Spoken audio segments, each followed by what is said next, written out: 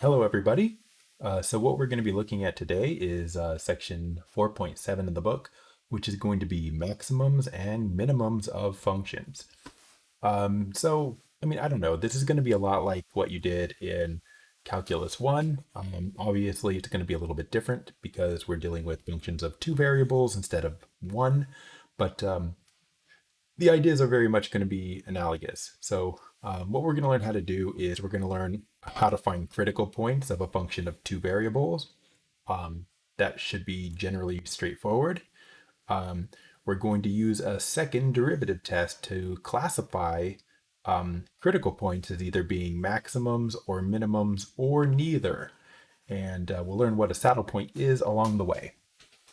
Um, Finally, what we're going to learn how to do is how to find absolute extrema. So if you look here, this is absolute extrema, and this is local. So we'll be looking at local and absolute extrema in this section. Okay, and yeah, that's about it. So let's go ahead and get started. I did copy paste a lot of these things straight from the book because, to try to save some time writing definitions and things. Um, what else? Oh yeah, so I think I fixed something in the color of my video capture.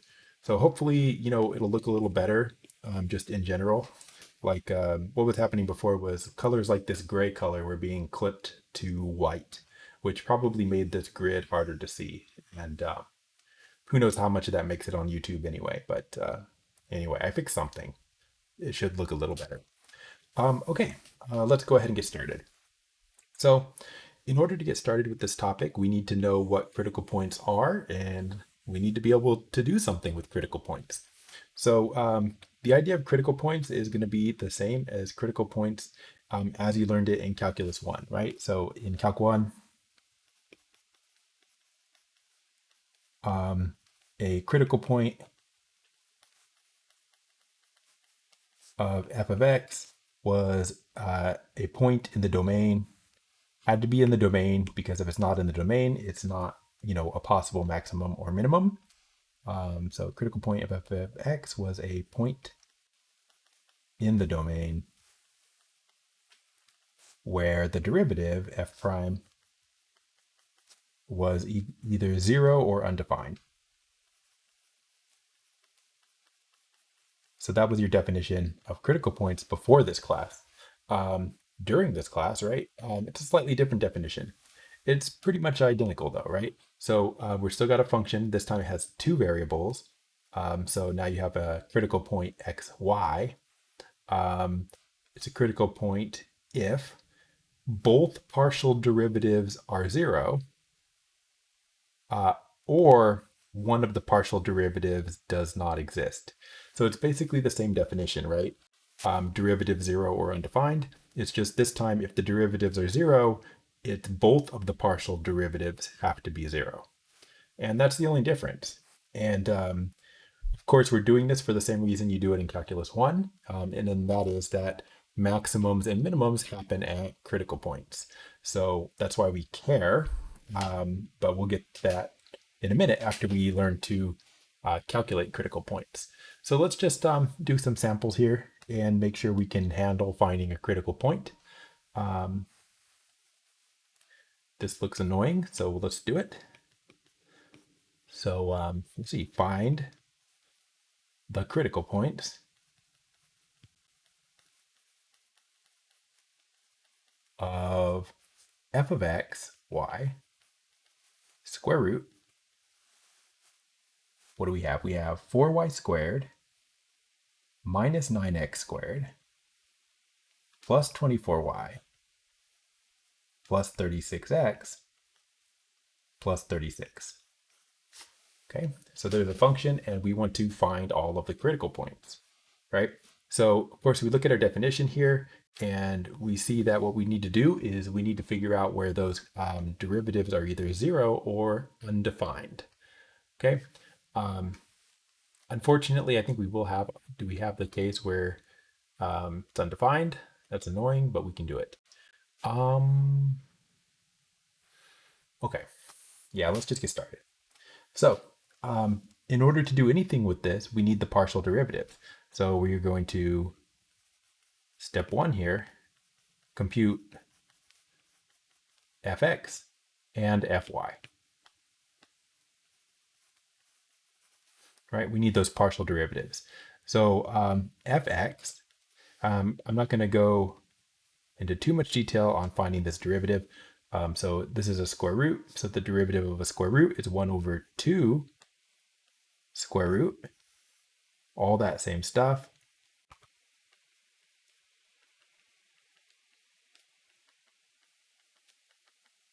In there.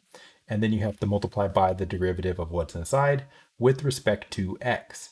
So with respect to x, we're taking the derivative of what's inside here. So there's no x's here, so that's we don't worry about. The derivative of negative 9x squared is going to be negative 18x.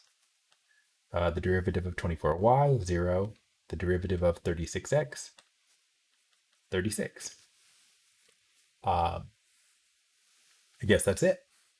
Okay. You can simplify this a little bit if you want to. Both of these are divisible by 2, and also there's a 2 down here. So if we just kind of cancel that 2 with these and make that a 9 and then 18, then we can write this partial derivative as negative 9x plus 18, I believe, over, let's just be sneaky, do that. Okay, so there's your derivative. That's f subscript x. Now you also have to find the other partial derivative. Let's get this definition out of the way. That's our next definition. We won't need it till the next page. I probably should just delete it. Okay. All right, we need fy. So fy is going to be, again, we're taking the derivative of the same function. So it's still going to be 1 over 2 square root. What's in the square root? Same things. Could have copy pasted that again. Do that. Okay. Times the derivative of what's inside, but this time with respect to y. So the derivative of the inside with respect to y is going to be 8y plus 24. And that's it. And like last time, we can do the same trick, canceling a 2. So we're going to end up with 4y plus 12 over, that's erasing. That's still erasing. Come on, right? Lines.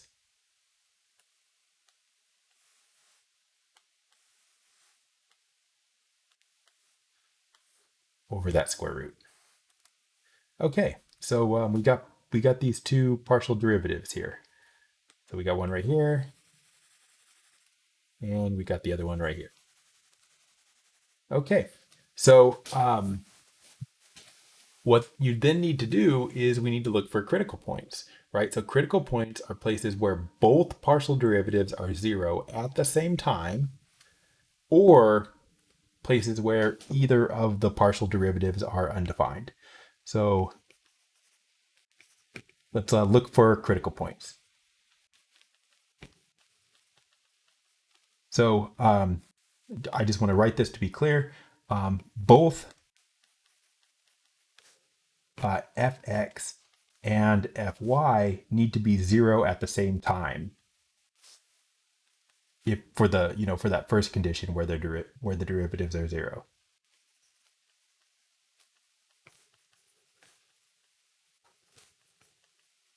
And so that at the same time thing is what I'm getting at. That's important.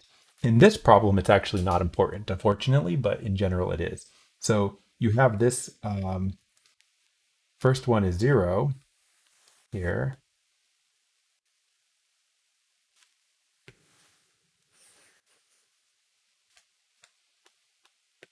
All right, so if you set this equal to 0, so this is fx, right? Fx. You have that. And for fy, you have the other one equal to 0.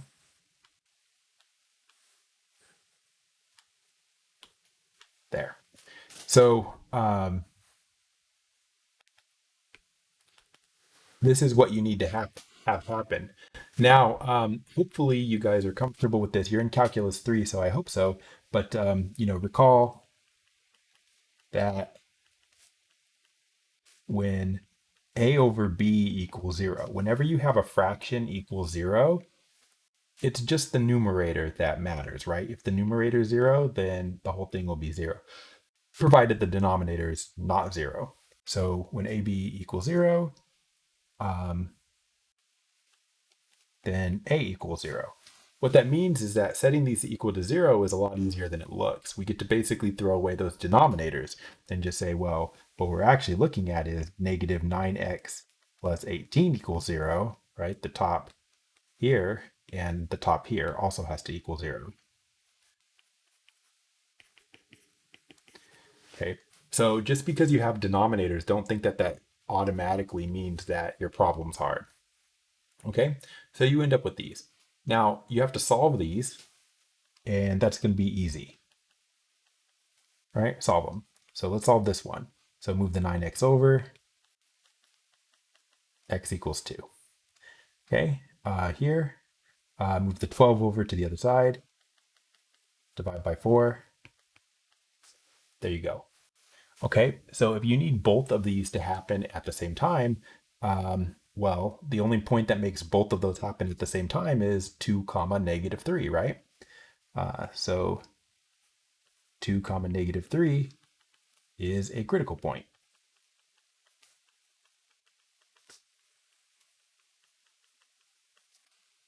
Okay, that's pretty easy. Now, that's not where we get to stop, unfortunately, because you have to consider that you have to consider the possibility that the denominator could be 0. Okay, so because sorry, I got a little confused there for a second. Um, in the definition of critical points, you have to consider places where the derivatives fail to exist. And in this problem, they would fail to exist when these denominators are 0. So you have to consider that possibility and look at those points. So consider where or how fx or fy would not exist, because those are also critical points. So in this case, it's when um, this denominator here would be 0.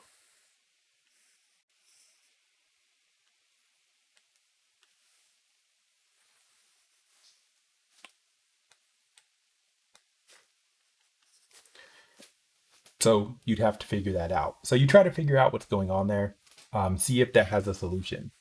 Um, Now, in order to figure out if that does have a solution, you can probably look at this and realize that this is some kind of, ellipsoid or hyperbola or something. You don't know what it is, but you see these squares here, and you realize, hopefully, that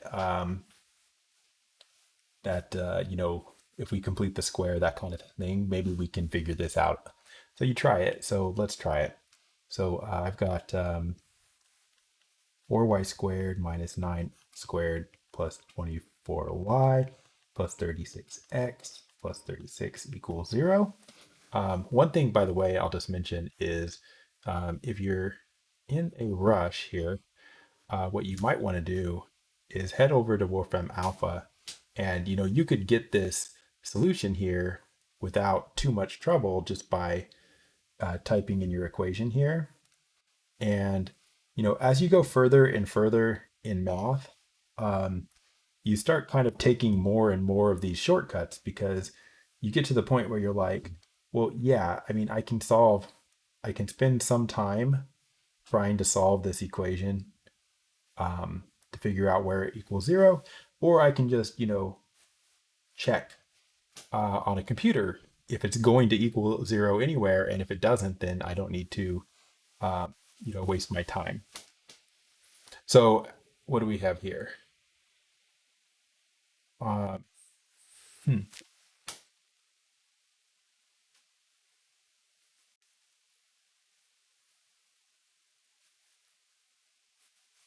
Give me a second here. Let me figure out what they're doing.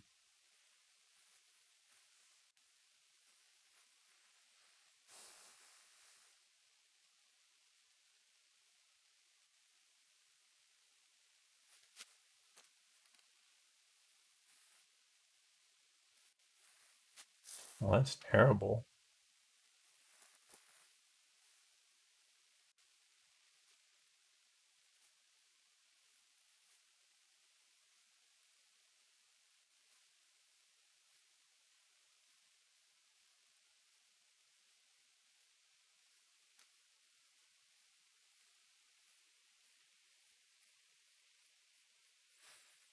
Well, that doesn't even make sense. Okay, hold on. I'm going to double check something on your homework real quick.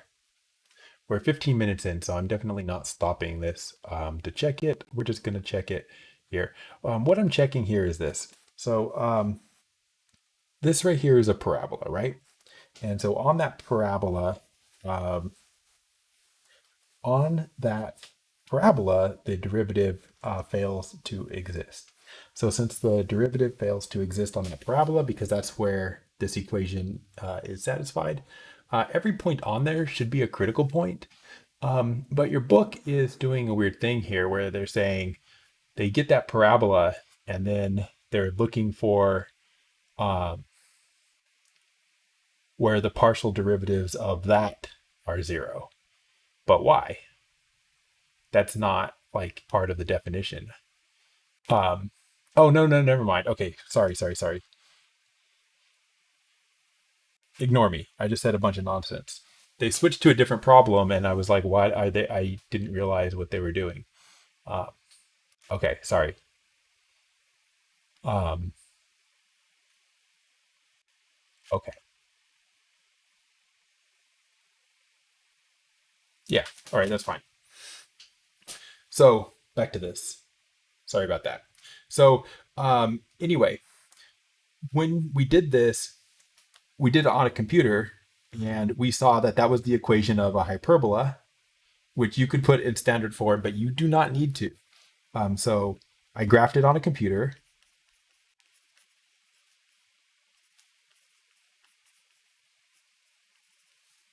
Graph on Wolfram, we see this is a hyperbola. And so on this hyperbola, so any xy on the hyperbola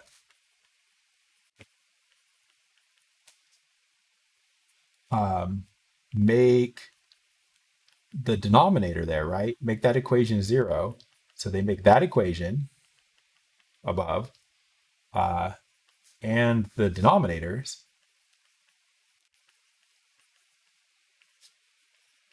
of fx and fy equal to zero, right?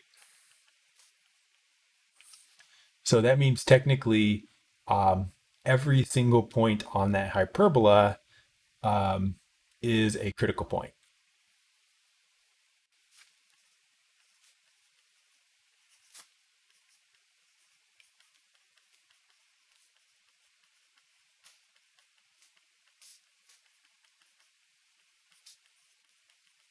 right? By definition, because those are places where the derivative fails to exist.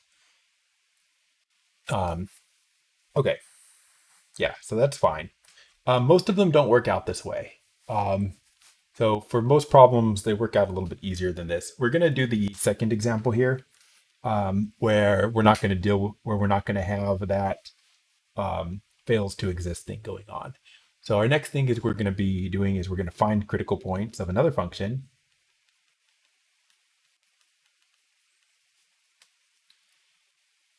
F of x, y, x squared plus 2xy minus 4y squared plus 4x minus 6y plus 4. Okay, so find critical points. So just like before, we need the partial derivatives. So we need to find fx and fy. So, and also just like last time, that's not going to be a problem, right? We can do these partial derivatives no problem. So partial with respect to x is going to be 2x plus 2y plus 4. And fy, we're going to take the derivative with respect to y up here. So we got that's going to be 2x. Oh, wait, that means I did this wrong, didn't I? No, it's fine. 2x, derivative here is going to be negative 8y. No y's, derivative here is going to be negative 6. Okay, so this is going to be your more usual case for these problems here. You're going to find your partial derivatives like this, and they're both going to have x's. Oops, they're both going to have x's and y's in it generally. That didn't happen up here, right? When we did that, when we got to the equations that we were going to solve, one of them just had x and one of them just had y, and you solved them each individually, right? And that's how we got the 2, -3 for one of our critical points. Here, both of these derivatives have x's and y's, which means solving them for when we set them equal to zeros, slightly more work, but it's not going to be too much work. We'll see. So we need, fx equals 0 and fy equals 0, both of those at the same time. So fx equals 0 is going to be 2x plus 2y plus 4 equals 0. And fy equals 0 is going to be 2x minus 8y minus 6 equals 0. Okay, and you got to solve those. These are just simultaneous equations here. Trying to move this out of the way. Okay. So we have, two equations that we need to solve. Two equations with two unknowns.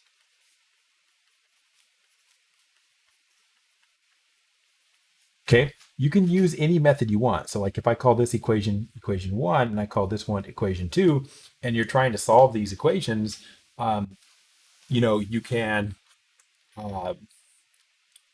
solve one of the equations for x and substitute it into the other one, or you can, add a multiple of one equation to another equation, that kind of thing. However you solve these, right? You have to think back to an algebra class and how you would want to solve these. So what I'll do is I'm going to, let's do equation 1 minus equation 2, because they both have a 2x, and so if I subtract the equations, I can get that 2x to go away, right? So I just go, okay, my first equation is 2x plus 2y plus 4 equals 0, and then I'm going to subtract 2x minus 8y minus 6 equals 0. And let's see what the result is. So 2x minus 2x is 0. 2y minus 8y is going to be 10y. 4 minus 6 is going to be 4 plus 6 is 10. And then 0 plus 0 is 0. So I get this equation, right? So once you eliminated one of the variables, I've got 10y plus 10 equals 0. That's a new equation. I can solve this for y now.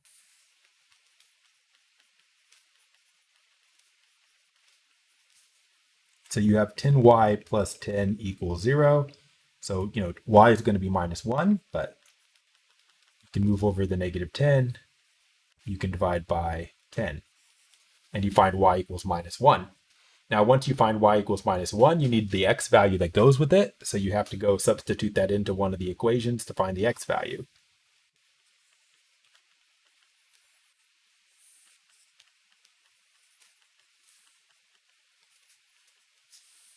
So which one? It doesn't matter. So let's plug it into that first one. So I'm going to plug it into the 2x plus 2y plus 4 equals 0. And we're going to plug in y equals minus 1. So 2x plus 2 times minus 1 plus 4 equals 0. So we have a 2x minus 2 plus 4. So that's going to be 2 equals 0. Move the 2 over. You get 2x equals minus 2, or x equals minus 1. Okay? So this pair, negative 1, is what's going to make both of those partial derivatives 0 at the same time. So we write that. So -1, uh, is a critical point.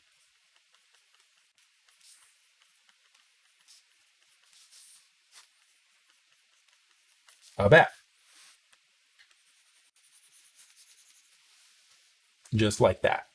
Okay, so that's what a lot of the problems are going to look like. Um, and you can just observe that from looking at fx and fy that there's no values that make those undefined.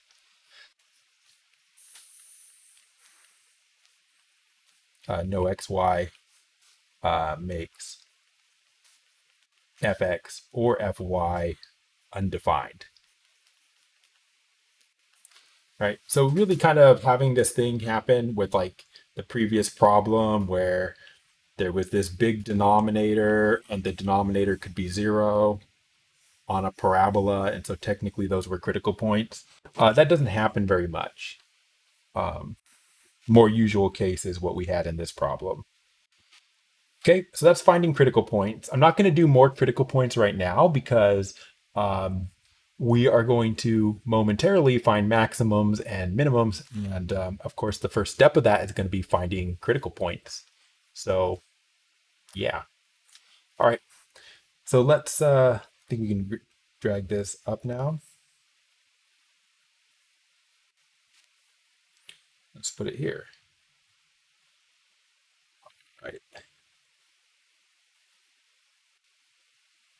Move down. Let me just move you. Okay.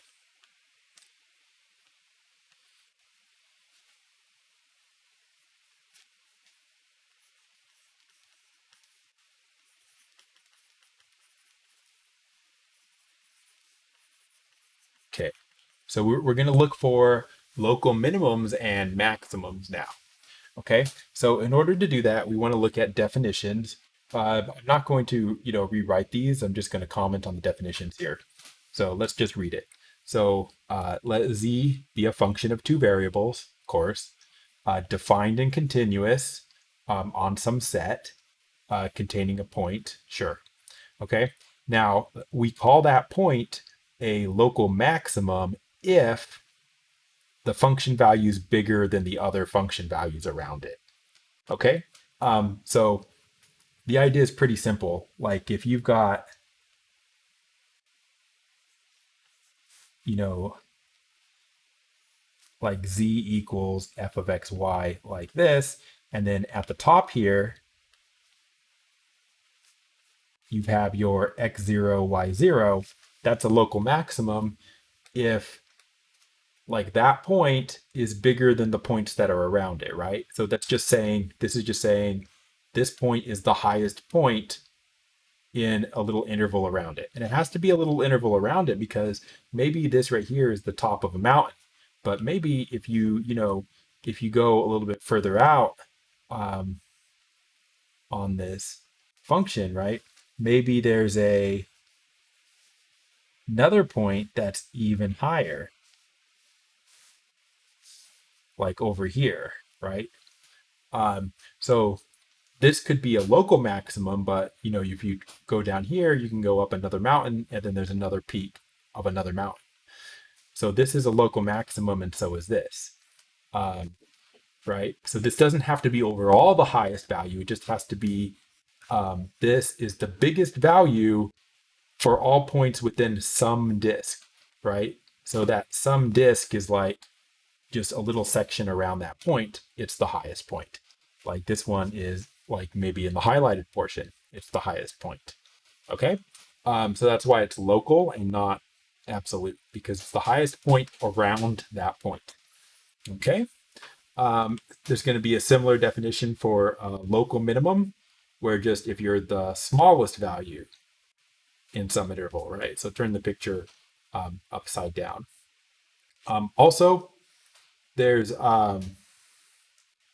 they have a definition for global maximum in here and global minimum. Let's see what's different. So local max, if the inequality holds for every xy, then it's global.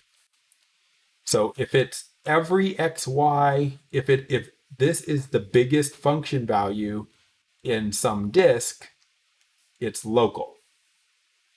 If this is the biggest function value when you compare to every xy, then it's global maximum. All right. Same definitions from calculus 1, though, really. So, don't let that stress you out too much. So, yeah. Also, minimums and maximums together are called extremum. So they could say find all local extrema. They could say find the local extremum. They could say find local extrema, and so on. But that just means maximums and minimums. All right. So that's what they are. How are we going to find them? Well, I think we have a theorem. Let's find the theorem.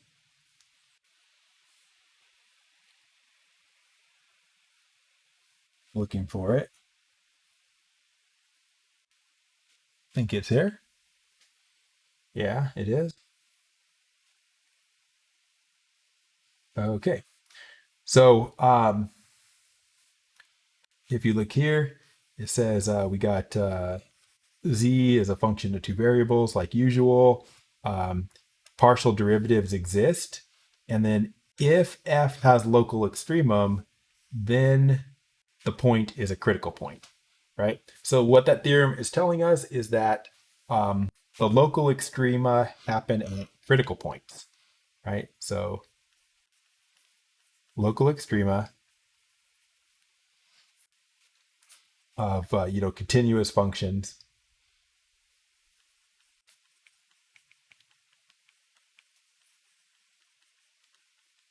occur at critical points, and that's why we look for critical points, right? So if you are looking for minimums and maximums, you first start looking for critical points.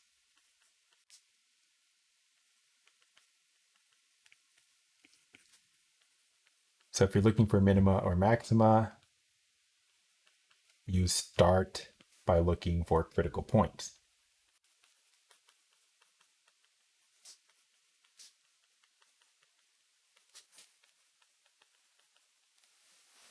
Okay? I mean, that makes sense. Now, what's going to happen is you're going to find critical points, right? Like we found some critical points here. So like here's an example, right? In the previous example, we found -1 is a critical point of f of xy. But after you find the critical point, what is it? Is it a maximum? Is it a minimum? Or is it a saddle point? And what is a saddle point? That's what we need to know now, right? So we know that we should look for critical points, but then after you find critical points, you have to classify them as maximums, minimums, or neither. Neither means you're a saddle point. But after you find a critical point,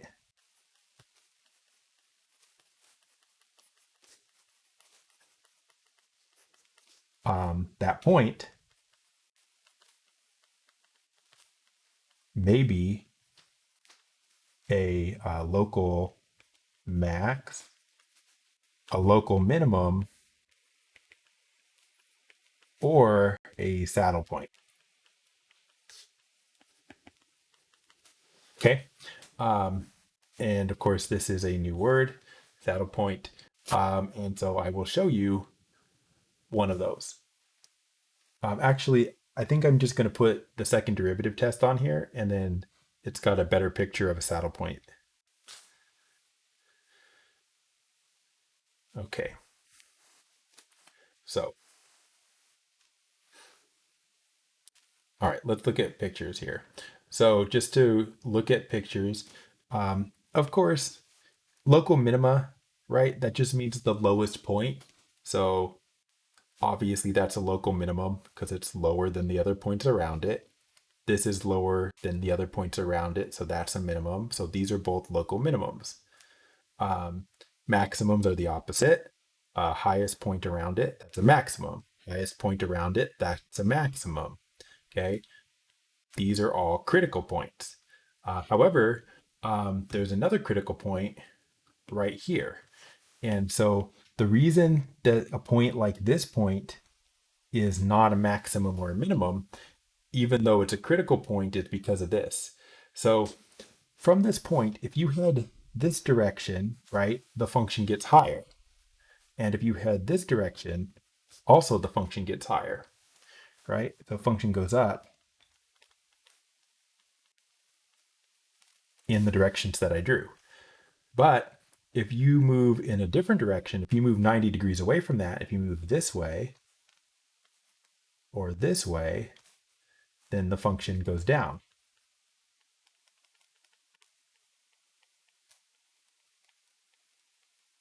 So you can have a point like this where the derivative is 0 right here, but in one direction the function goes up, and then in the other direction the function goes down.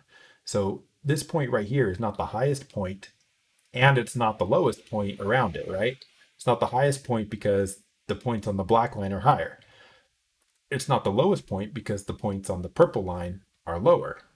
So it's not the highest and it's not the lowest, but it is a critical point. Okay, so that's why not every critical point is a maximum or a minimum. And they call these saddle points because if you look at the shape of this surface, it looks like a horse's saddle. So that's why they call it that. Okay, so yeah, and you can draw one. Like it's not that hard to draw a saddle point. Like you just draw a saddle. So you do one of these, and then you kind of connect the dots here. So that kind of shape is a saddle. And so like right here is a saddle point, which is also a critical point.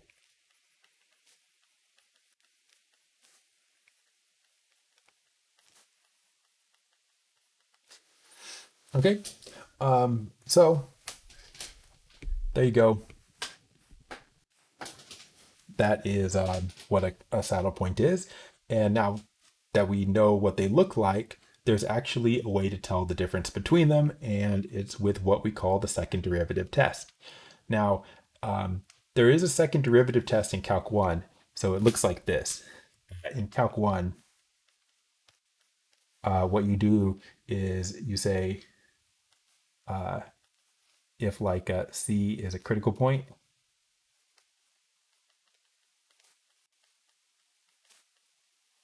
and f double prime of C is positive, that would mean it's concave up kind of shape. So that would mean local minimum, sorry. And if the second derivative is negative, then that's a concave down shape. That would imply that you have a local max. Okay, so that's what the second derivative test looks like in Calculus 1. In Calculus 3, it's a little more longer. So what you have to do instead of just calculating the second derivative is you have to calculate this complicated looking thing, which is actually not hard to calculate, so don't stress. But it involves the second derivative with respect to x, the second derivative with respect to y, and then the mixed partial derivative, right, the xy derivative squared. And so what you do is you calculate this thing, you plug in your critical point, the xy is the critical point. And then when you do this, you're just going to get a number, right? So you do this and you get a number.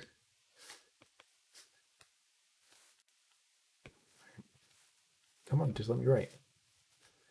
So you do this and you get a number. And then once you get that number, there's just going to be 4 cases to consider, right?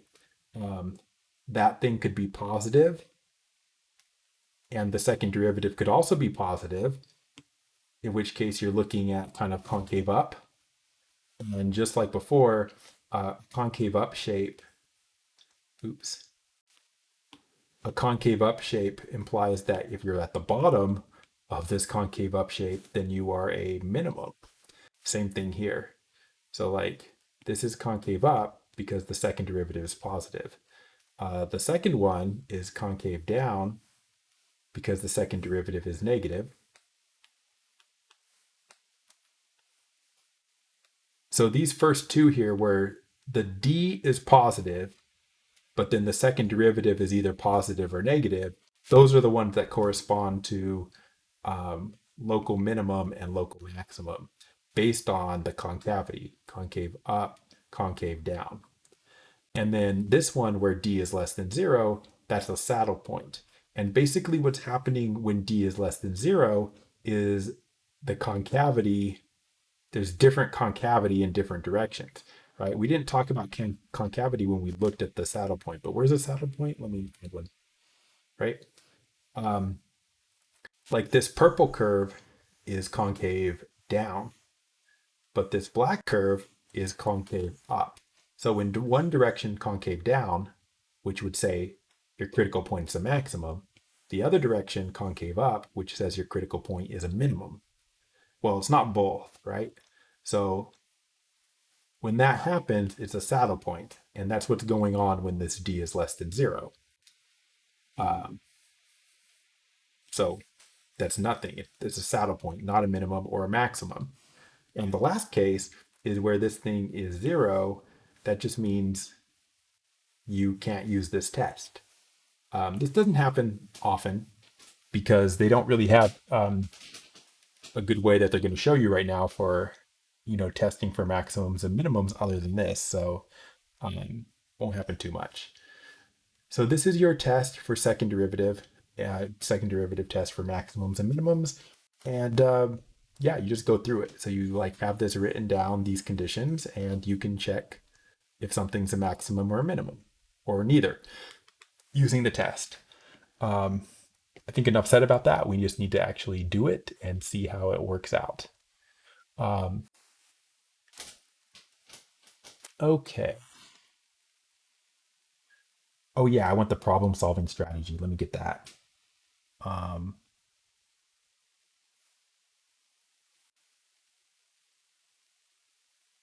do I have it?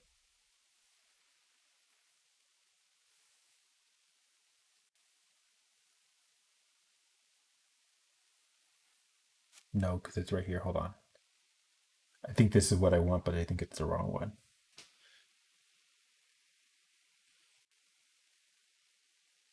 Yeah.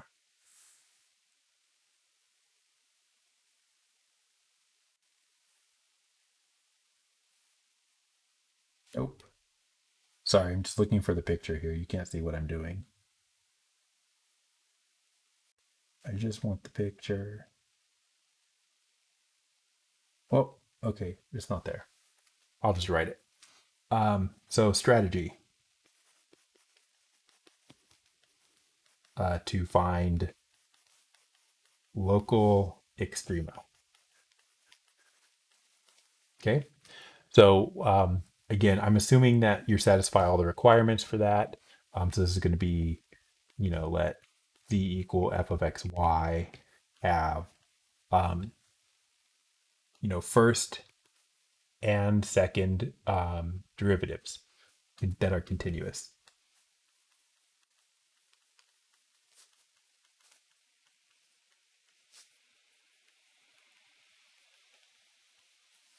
Okay, so continuous first and second derivatives. All right. So what you're going to do is first thing you're going to do is you're going to find all of the critical points.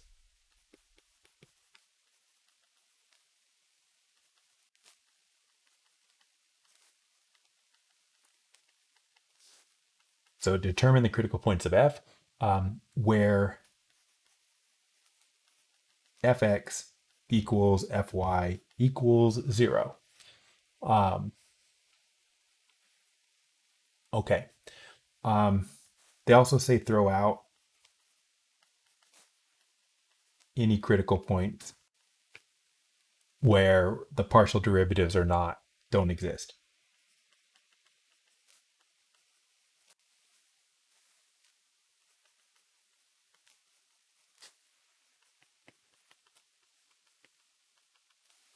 Because you can't do if the first derivatives don't exist, you can't do the second derivative test here. Okay, so we're just going to find critical points, just the ones where the derivatives are zero. So those are the easier kind to find. Then you're going to calculate what we call the discriminant.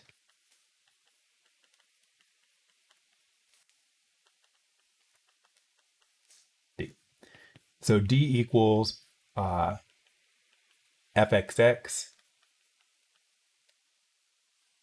I'm going to leave off this. I'm going to say fxx times fyy minus fxy squared. But you calculate that at the critical point.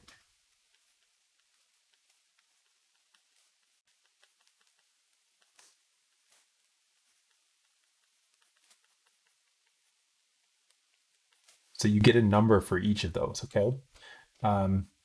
And then what you do is you look at the second derivative test to classify the critical point as minimum, maximum, neither, or we don't know.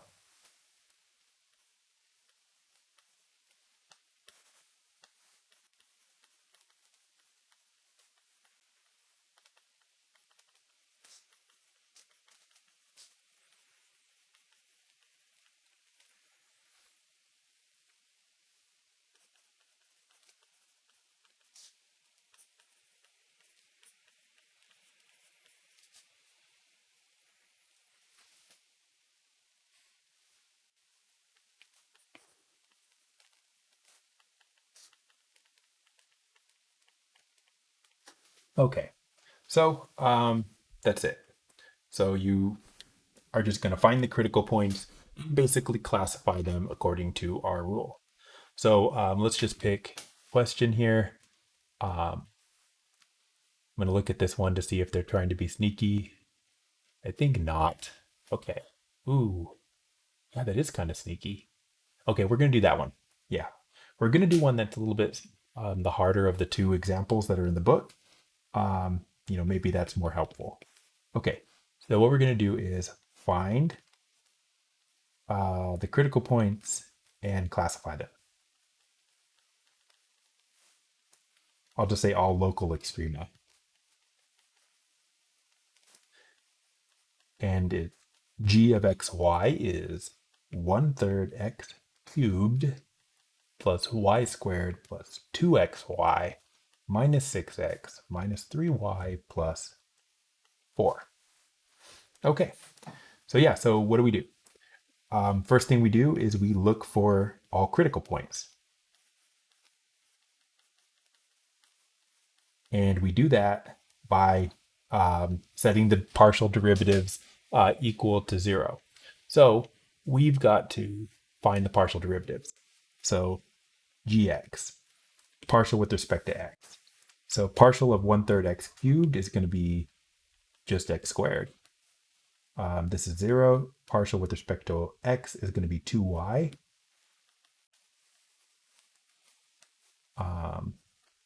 -6.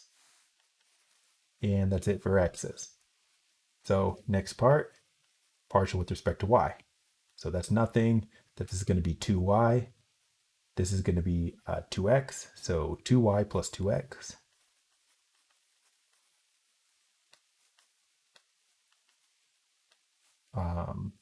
Nothing. And then -3. All right. So you find your partials. You set your partial derivatives equal to 0, right? And we have some equations that we have to solve. So we need to solve x squared plus 2y minus 6 equals 0, and 2y plus 2x minus 3 equals 0 for critical points. Now, here's the thing. This is quadratic, but it's got x and y. So you can't do much with this equation yet. So what you're going to have to do is solve this in a different way than we solved the previous problem. Actually, I guess we could kind of solve it in the same way. If I do this equation minus this equation, the y's will cancel. But I will solve it a little bit different. Probably the way most people would do to solve this is they would solve this for y and substitute it into this equation. So if I just number these, like let's say this is 1 and this is 2, my strategy, which is one of several that would work, is I'm going to solve 2 for y, and then I'm going to plug that in, and I'll have a quadratic equation to solve. All right, so I said it, let's do it. So we have 2y plus 2x minus 3 equals 0. So we're solving for y. So we have 2y equals, move both of these over. It'll be plus 3 minus 2x, like that. Divide by 2. Y equals 3 minus 2x over 2. Now once you have that, substitute that into equation 1 for y. So you're going to have x squared, right? Here's equation 1. X squared plus 2y, but y is this, so substitute that in. You're going to have plus 2 times y minus 6 equals 0.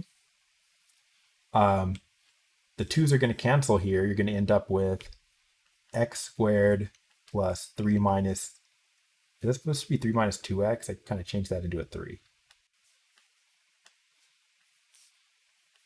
3 minus 2x minus 6, like that. I guess you can combine the 3 and the negative 6. So you have x squared minus 2x minus 3 equals 0. And we still have to solve this, but this is relatively easy to solve now. So solve by factoring maybe? You could use the quadratic equation, but if this factors, that's going to be faster, right? So we want to factor this equation. So we're looking for numbers that multiply to minus 3 and add up to minus 2. Probably those, right? Those multiply to minus 3 and they add up to 0. So you do this, and you're going to find that x is 3 or x is negative 1.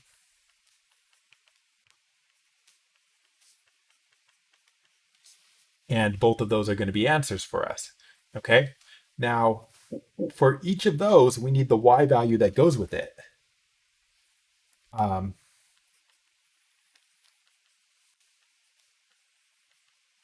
For each of these, using, again, equation 1 or 2.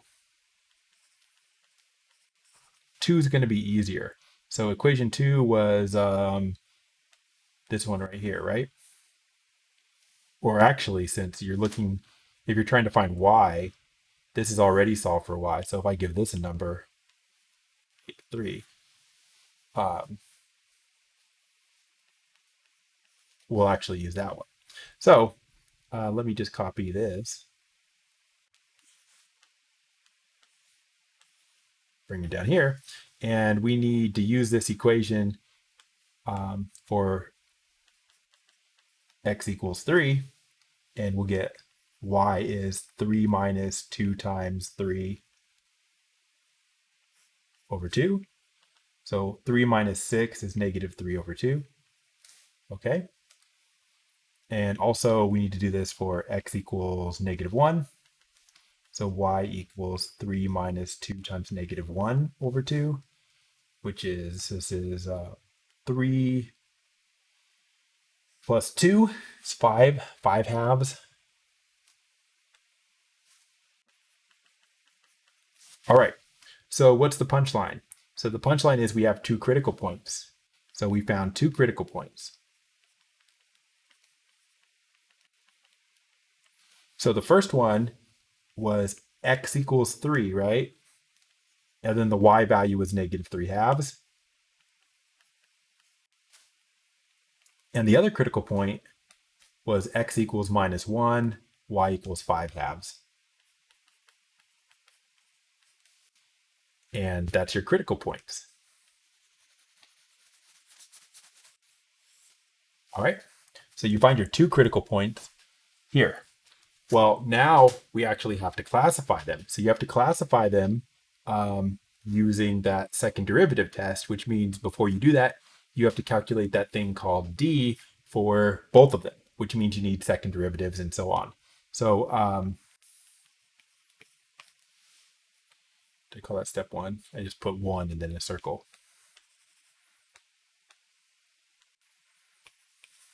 All right, so we need to compute d for both critical points.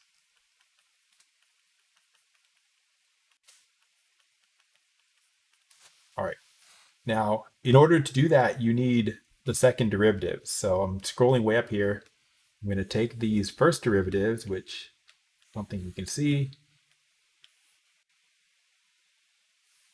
So we have these for your first derivatives. Now your second derivatives are going to be the derivatives of the derivatives. So like what's gxx? That's the derivative of the gx with respect to x. So what's the derivative of this with respect to x? Looks just like 1, right? You also need gyy. What's the derivative of this with respect to y? Looks like 2. You also need gxy or gyx. We have a theorem that says they're equal, so that's why we can do either or, gxy. So that's the derivative of this with respect to y. I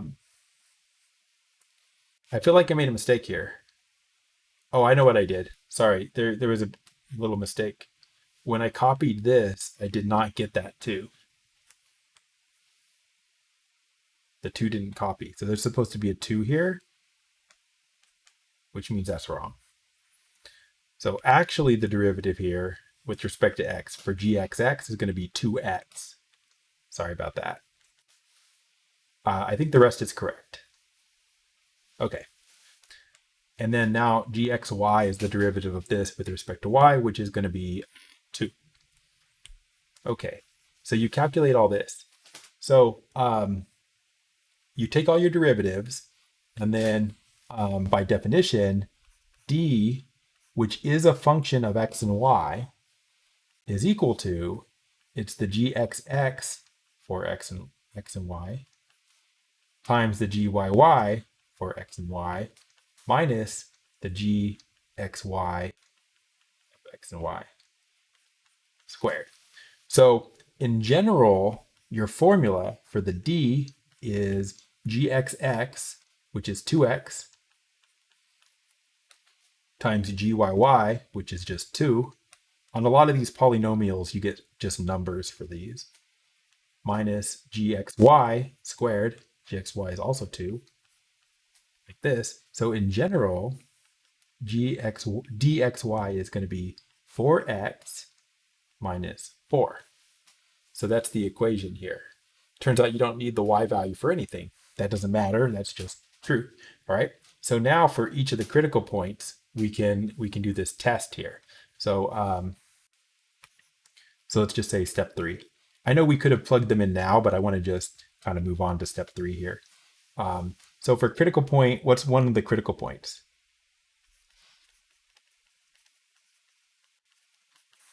One of the critical points is 3 comma negative 3 halves. Okay.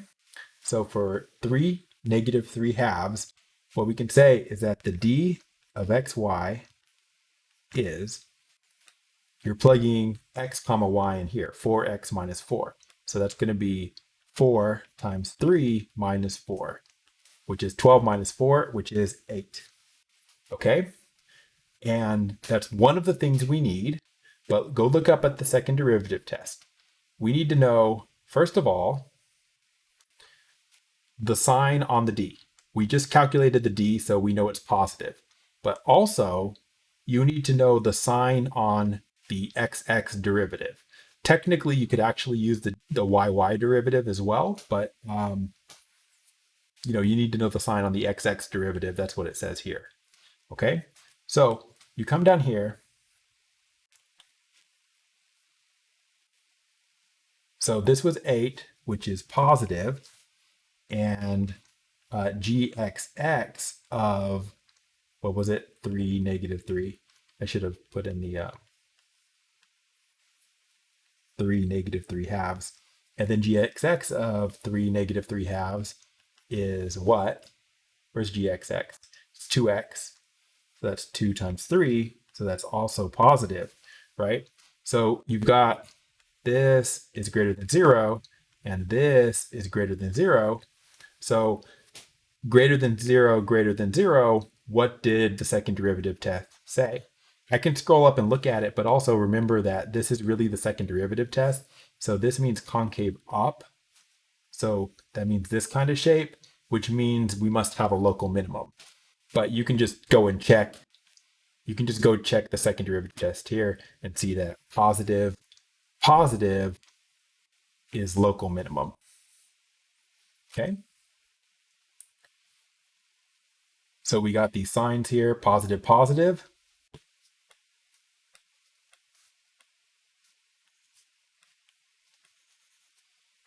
And therefore, local minimum at 3 negative 3 halves. Okay. And that is just directly by the second derivative test. That's what we just did. Okay. We have one more critical point though, right? The other one was -1, 5 halves. So you need d of -1, 5 halves, which is 4, -1 minus 4. So that's going to be -4 minus 4, which is -8, which is less than 0, right? So when you get that that's -8, which is less than 0, you can remember the result, but go up here and look at it, and when d is less than 0, that's saddle point case. Okay, that's the saddle point. So you don't even need to look at the sign, like on this one. Once we calculated the d here greater than 0, the discriminant, we still had to calculate this because it was part of the second derivative test. Here, once you get that the discriminant is less than 0, you know it's a saddle point. You don't have to do anything else. So saddle point at -1, 5 halves. Okay. And maybe we'll just try to graph this real quick. I don't know how that will go, but we'll find out just to see. Kind of a long problem. Let us go to GeoGebra. We'll try that one.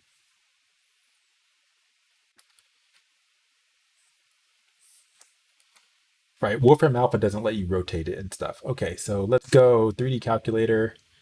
Typing this is on here is hard. Let me scroll. Okay, so what do we got? 1/3 x to the 3 plus y squared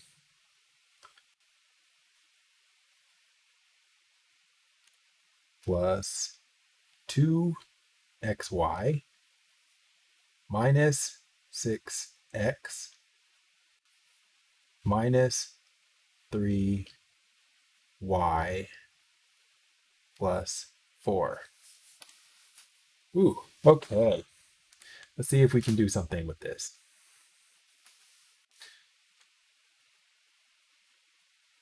All right. So, first of all, looking down at it, there's kind of can't really mark the spot here. Oh, that's hard. Wish I could just draw on here or freeze it or something. So in the bottom right quadrant, you can kind of see a bright spot. Like I'm zooming in at it. Like there's like a bright spot right there. And if you look at the scale on the red axis, that's at -1. on the red axis. And if you kind of scroll over, you can see that there's a saddle point right there, right? So we're kind of zoomed in on a saddle point right now, right? You can see it goes up left and right. And if I turn it this way, it goes down left and right. So depending on which way you're looking at it, right? You're looking at the parabola that opens down. Turn it this way, it's a parabola that opens up. That's your saddle point, which, hold on, I just did the wrong thing there. Go away, please go away. That's the exact opposite of going away. Okay, oh, made it slow. I'm gonna have to reboot this, but not reboot it, but reset the thing. Point is that you saw that on that axis, where the -1 was, there was a saddle point. So that must have been the x-axis, and we were looking at the saddle point. Now, there's also a local minimum at, what was it, -3? So if I rotate this around, maybe I can zoom out enough to see that, yeah. And then now, on the right-hand half of this graph here, you can see that there is a local minimum. And if I tilt this up, you can see that kind of like a kind of an oval shape there. And in the middle of that oval shape would be where x is, was that 3? I think you can kind of see that, right? If you look again, look at the scale on the red axis, if you can read it. Can't make that bigger. If you look at the scale on the red axis, you can see where 3 is. And that is where that minimum is. So there's a minimum on the x equals -3 there. And then at 1, or whatever, was it 1? I don't remember now. There was a saddle point. So you can see the saddle point and you can see the minimum. It's a little bit hard to see, but you can do it. And in any case, we located them without too much effort there.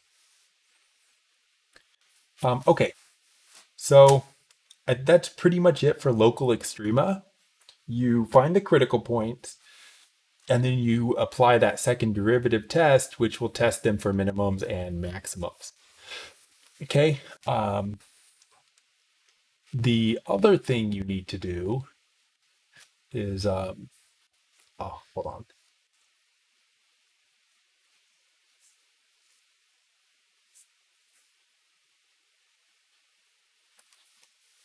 Yeah, how about we're 1 hour and 8 minutes in, so I was gonna split this into 2 sections, but I think I'm just gonna do this section right now. So we're gonna do global extrema or absolute extrema.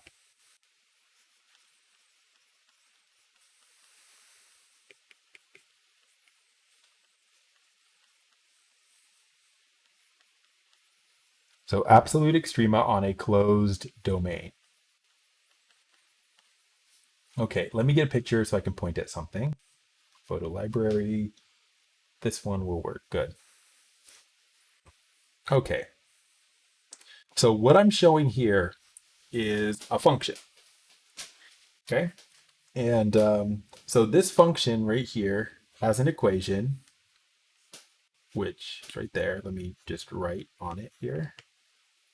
Okay, yeah. So we see this function. So this is just kind of an example. So you can see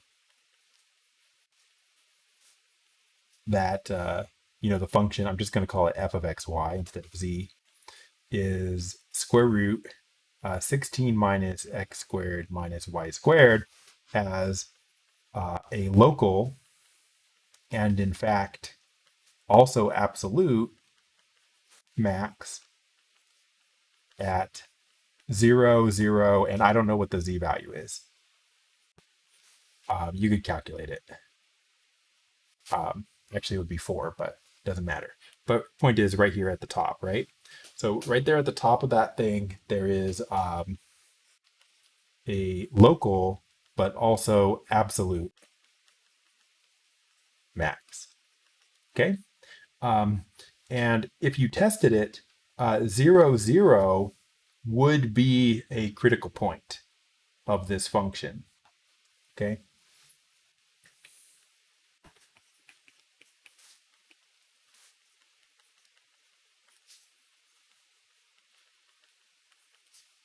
So it is a critical point of f of x, y.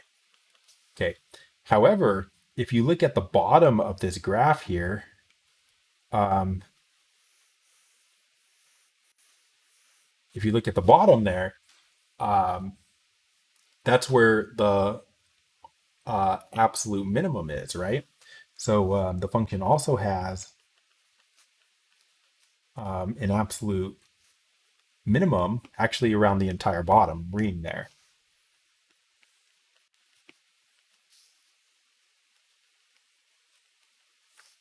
along kind of that outer edge there, along that circle.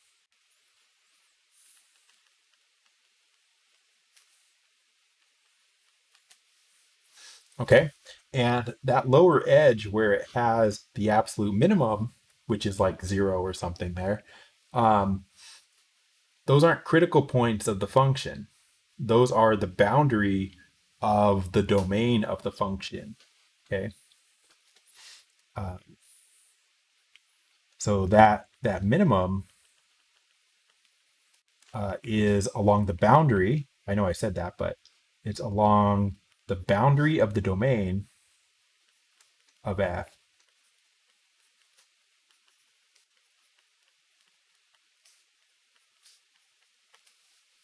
Okay. And you wouldn't find it on your list of critical points generally. Um,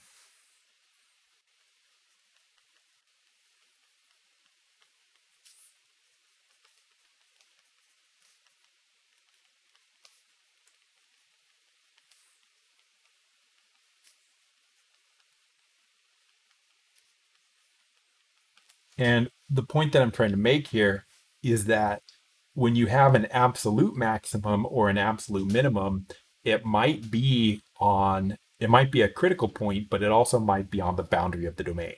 And so you have to look in both places. And there's theorems for that, which I'm going to cite, but also I just want to just write it real quick. Um, so the idea is this. This is what makes it different than local extrema. So absolute maximum and minimum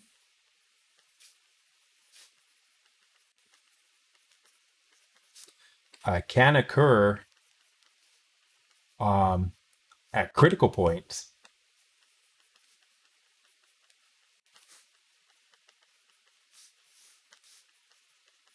but they also can occur along the boundary of the domain that you're looking at.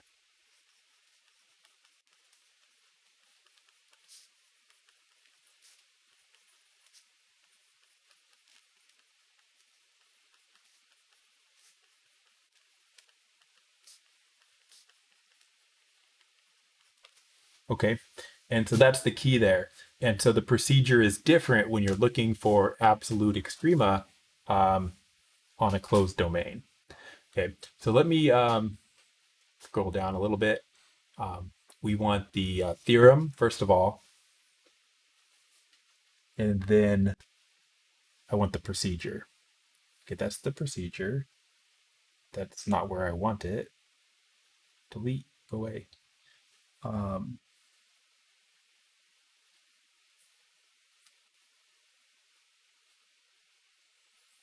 well, where is it?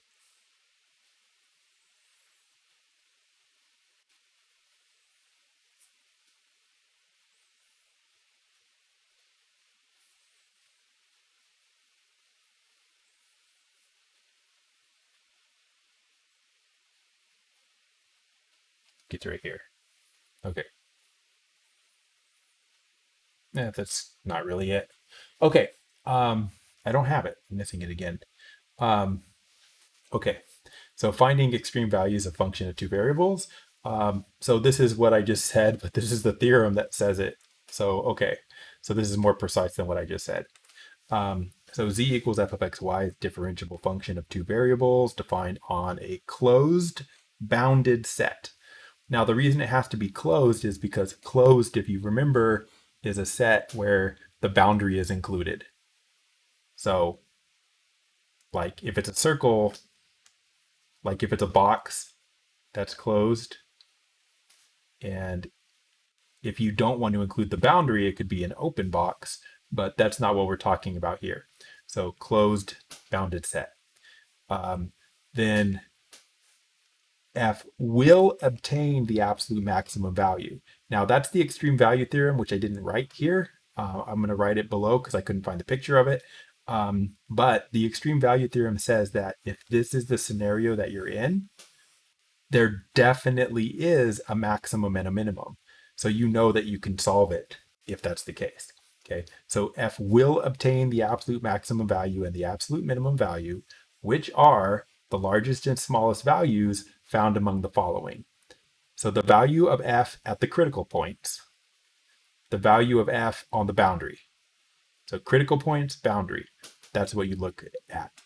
Okay, and that's what we're going to do. I need to write the extreme value theorem for you since I don't have a picture of it, and then we can actually look at the procedure here.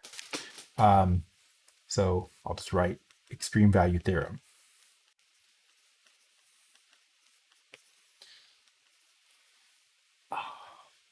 Okay, so a continuous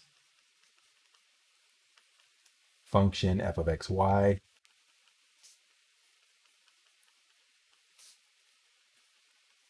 on a closed and bounded set D. Now the reason they have to say that is like if I say like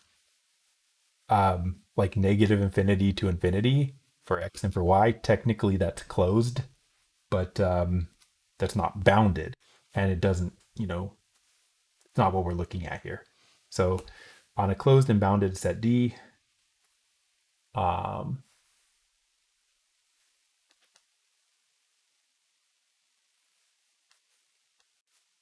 in the xy plane,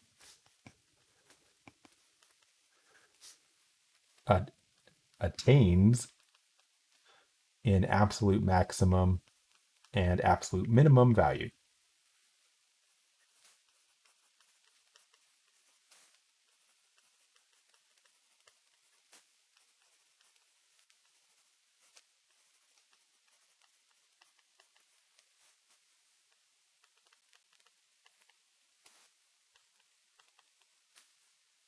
At points in D. Okay, so all this is saying is that the problem up here, where you're trying to find the extreme values of a function of two variables in a closed domain, that problem definitely has a solution. So you can always solve it. Okay? And really, this should have come, this should have come before this, because this is kind of when it says f will obtain the absolute maximum value and absolute minimum value, blah, blah, blah. That's actually just this again. Okay. So point is, critical points boundary, that's what we care about. Okay, that's what you need to have absorbed from what I just said. Okay, now there's a procedure. Here's the procedure. Let me grab it. And this will help us find these things.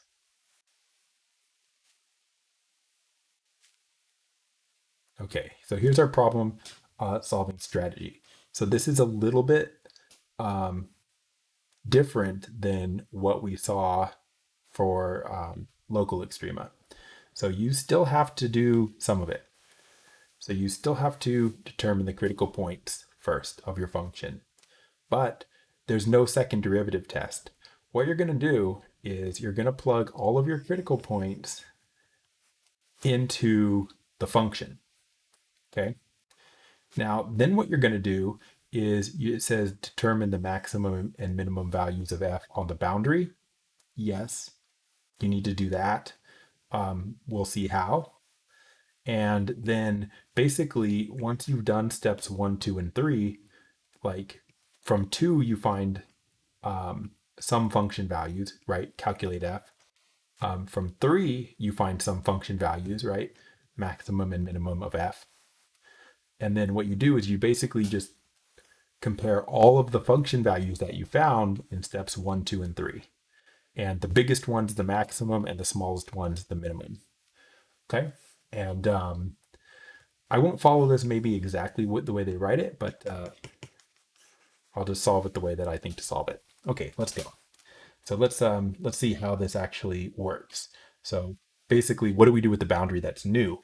Because we already know about critical points. Okay.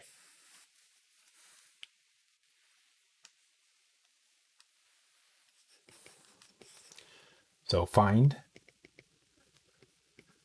absolute min and max of, is that the same function? No, I don't think it is. F of xy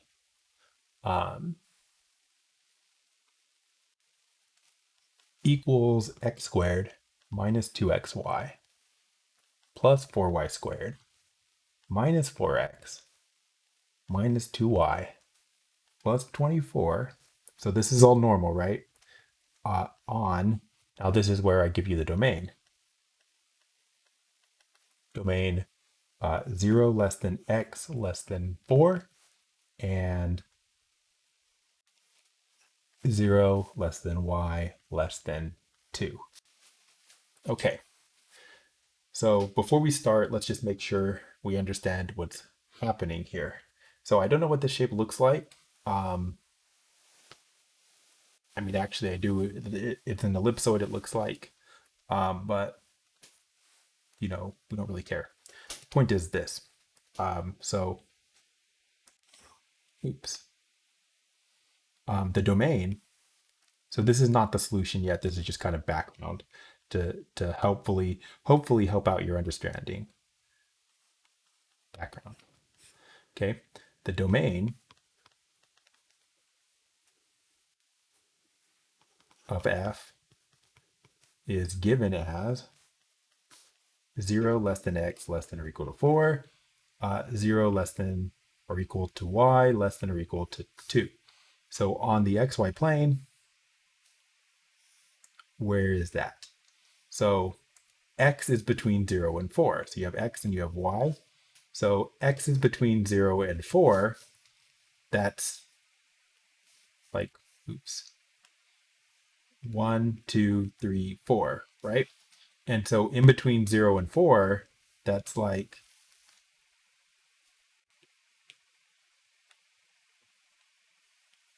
this section of the graph, right? That's x between 0 and 4. But then the y value is supposed to be between 0 and 2. So the y value between 0 and 2, well, like you put 2 right there, and then 0 and 2 is like this, right? So what's the closed domain? It's where both of those are true. So actually what your domain is it's this section of the graph.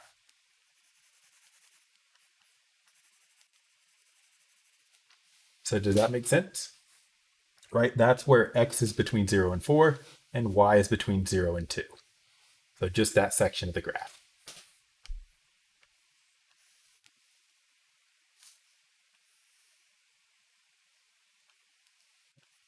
Just trying to make the axes look more like axes there so they don't get lost. So that's the domain that we're talking about. Okay. So what's going on here in this picture is you've got some kind of ellipsoid, I think. So I don't really want to, we're not going to draw it very well, probably. It's not centered at the origin, and I don't really care where it's centered at, to be honest. So like, you got some ellipsoid here, right? So this is your surface. Oh, I should have just called it f of xy. All right, so you have some kind of surface, right? But what you've got going on here is you've got a domain that's just out to 4 on the x-axis, and then out to 2 on the y-axis, right? That's your domain.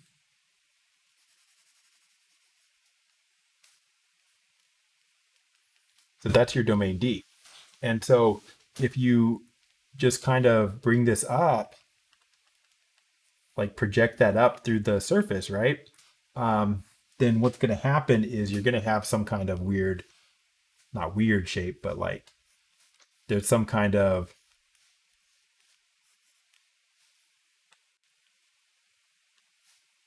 like there's some kind of section up there. And then also there's going to be some kind of, like, oops, not what I wanted.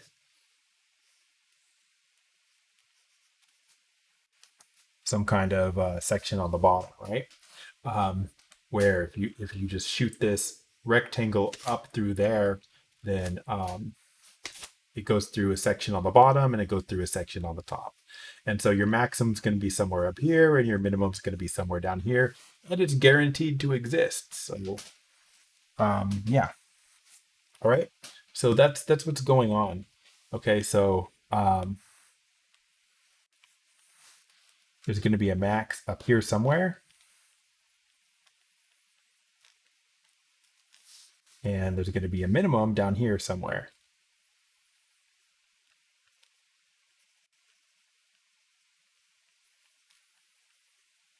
Okay.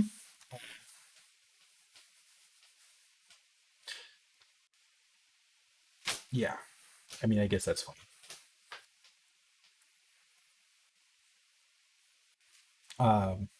Wait, hold on a second. Give me a second here.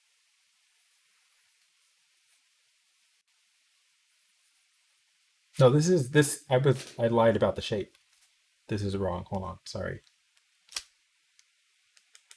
Brain fart. I said that was like an ellipsoid because I was looking at all the squares and I was like, ellipse. But that's wrong because it's z equals that, which means the z is only first power, which means that this is a paraboloid. So it's actually like completely different shape.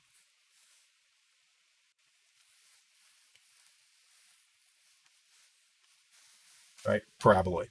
But the thing that's the same is that like when you project this up, right, you're still going to have some kind of like somehow this is going to hit a section of you're going to hit a section of that surface, and in that section of the surface, like in the highlighted blue part, there's going to be a minimum and a maximum. So the only like I lied to you about what the surface looked like, but there's a minimum in there somewhere, and then the maximum is probably going to be on the edge here.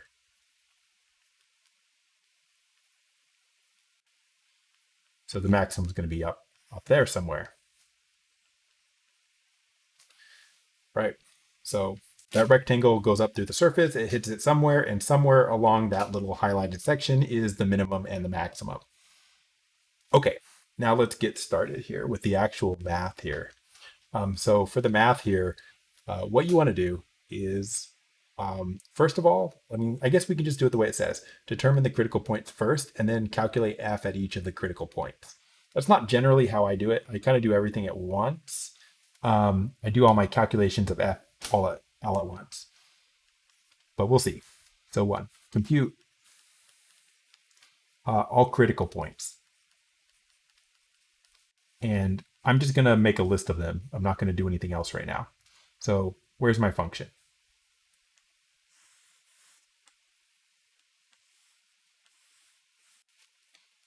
All right, all critical points. So we just need the derivatives. So f prime, no, fx is going to be 2x minus 2y minus 4, right? We need fy. Fy is going to be minus 2x plus 8y minus 2. I'm just going to double check these. 2x minus 2y minus 4, negative 2x plus 8y minus 2. Okay. Once you have those, we know that we need to set them equal to 0 and solve. So I've got equation 1, 2x minus 2y minus 4 equals 0. And equation 2, I've got negative 2x plus 8y minus 2 equals 0. You solve these however you want to. Um, Again, I think the easiest way here is going to be to add them together. I'll add 1 plus 2. So I get 2x minus 2y minus 4 equals 0 plus negative 2x plus 8y minus 2 equals 0. Add those up. I'm going to get 6y minus 6 equals 0. So I get 6y equals 6. So I get y equals 1. So I have y equals 1. Okay.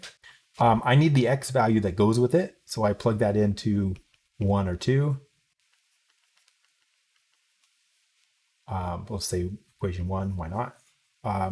So we get 2x minus 2y, but y is 1, minus 4 equals 0.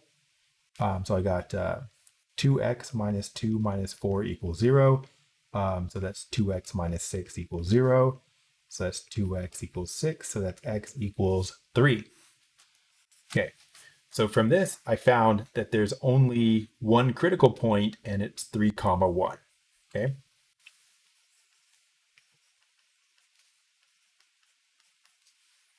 To be our only critical point.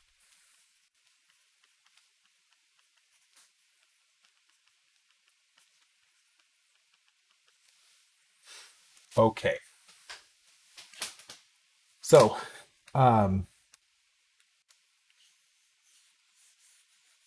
let's just follow the instructions here. So we found the critical point. That was step 1. Step 2 was calculate f at each of the critical points. F is the original function right here. Okay. So compute f at the original function, or compute f at the critical point.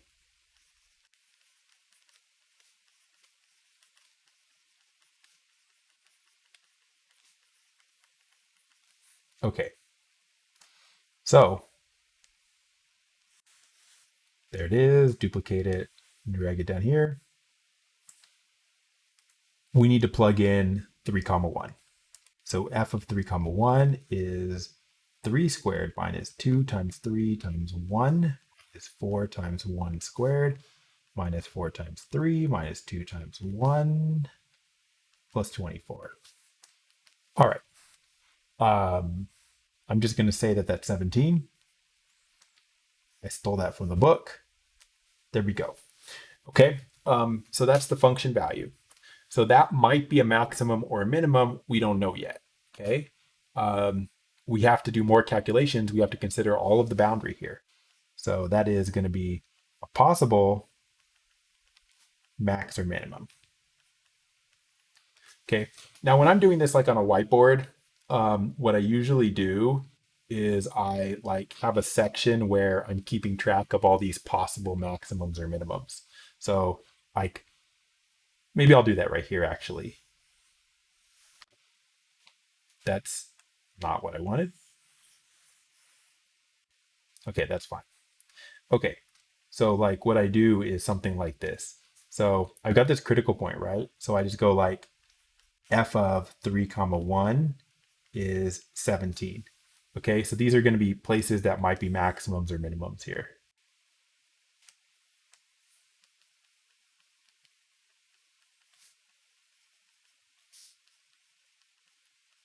Okay, so I'm just going to keep track of them there off to the side. Now let's move on to the next step because there was only one critical point and we just calculated that function value. So what's it say next? Determine the maximum values of f on the boundary of its domain. So that looks complicated. It's not complicated, it's just new. Okay, so the domain was like this.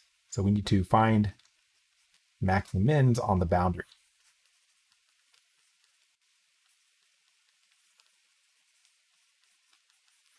So you have to make sure you understand what the domain is. You can't like not understand it here. So we got X and we have Y. And so 1, 2, 3, 4.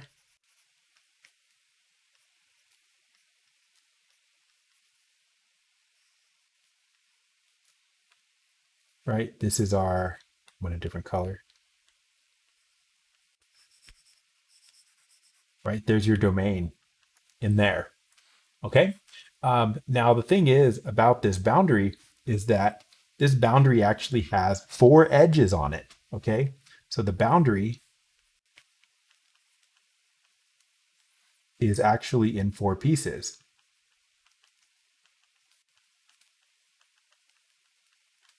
Okay. Now, what are the 4 pieces? So the 4 pieces are, we get a different color. Down here, that's one piece of the boundary. Okay. And I'm calling it L1. You can call it like C1 or something if you want. Then over here, you've got another piece of the boundary. And then up top, you've got another piece of the boundary.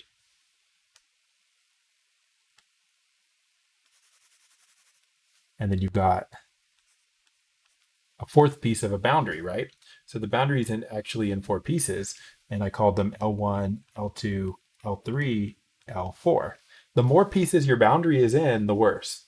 Worse it is for you because you have more work to do. Okay. You actually have to look for maximums and minimums on each piece of the boundary. Okay. You must, or I must actually, because I'm the one doing it, consider each piece separately.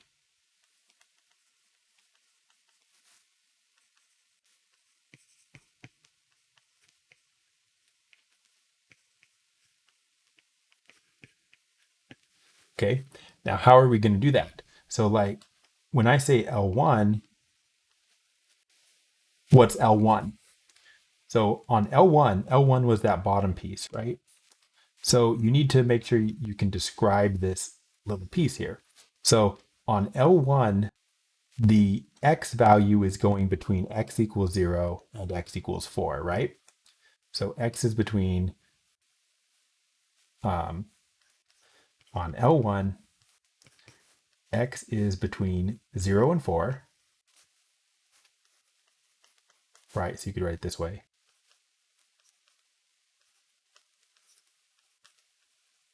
And what about Y? When you're on L1, the Y value is 0. Okay. So you're on the boundary here. So the Y value is actually just 0, constant 0. Okay. So on L1, X is between 0 and 4 and Y equals 0. What are you going to do with that information? What you're going to do is you're going to plug that Y equals 0 into the original equation for F, and then you're going to look for maximums and minimums again.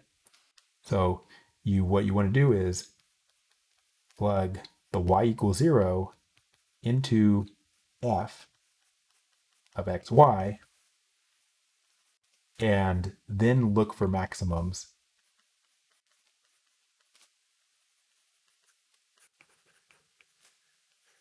of F for X between X in 0 to 4. So that's what you do. So when you get this piece is for L1, this is what you're going to do is what I just said there in the purple. So what do we do? Where's F? So find F, look for it. Okay, here it is. Duplicate.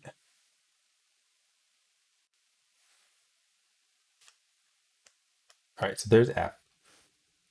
So what you do is you just say, well, what is F of X? And we're plugging in 0 for Y. So you plug in 0 for Y, and we get X squared minus 2X 0 plus 4 0 squared minus 4X minus 2 0 plus 24, which is lots of zeros make stuff drop off. So that's 0, that's 0, that's 0. So you just get minus 4X plus 24. Okay.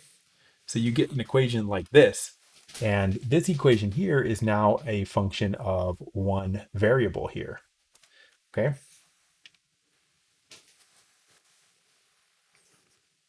You could even just call it f of x.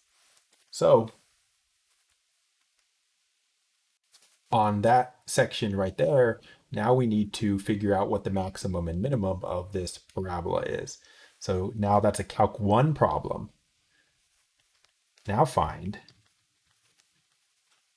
max min of that f of x equals x squared minus 4x plus 24 for x in between 0 and 4, like you would in Calculus 1.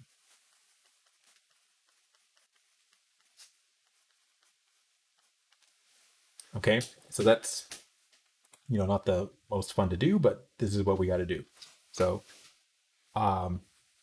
it's like an entirely new problem. Forget about Calculus 3. We're just doing this, find the maximum and minimum of f now. So if you're trying to find the maximum and minimum of this function, you would, step 1, you would find the derivative, right? Because you're looking for critical points again, back to the beginning. So f prime is, the derivative here is going to be 2x minus 4. That's a 4. Set equal to 0, we're looking for critical points.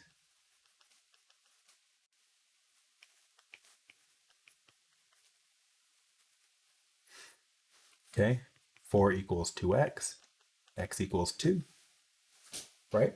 So we have a critical point. Now then you have to remember how to solve optimization problems in Calculus 1. So actually, let me just read this real quick. Okay, yeah. So we find this x equals 2. And then what you're going to do with that critical point is you are going to plug that into the function, right? So evaluate f. So what's the f? The f is this f here still. So evaluate f at x equals 2. So you've got f of 2 is going to be 2 squared minus 4 times 2 plus 24, which is 20, I think. Okay, so we have this. Now, this right here, let me just highlight it. And yeah, that's another place where you might have a maximum or a minimum. So what we just discovered is this is 20, but it's f of what? Well, it's f of 2, right? But that 2, that was x equals 2. So this is x equals 2. But what's the y value? And we're doing L1, right? L1. So the x is between 0 and 4, but the y is 0. So actually,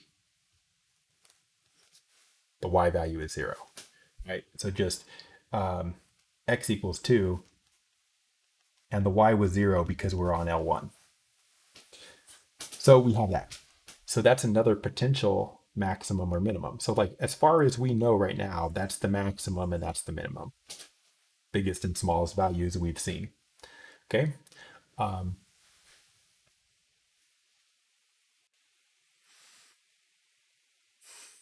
Okay.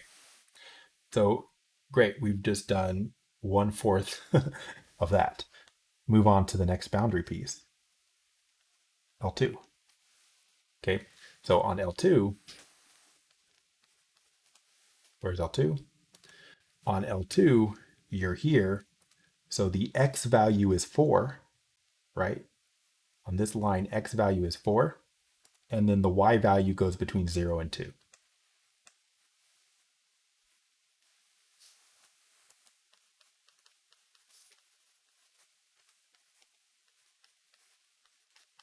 Okay. Now you can formally parameterize this. You can parameterize the piece of the line, and that's what the book does, but I'm doing it the easier way. So this is what's true on L2.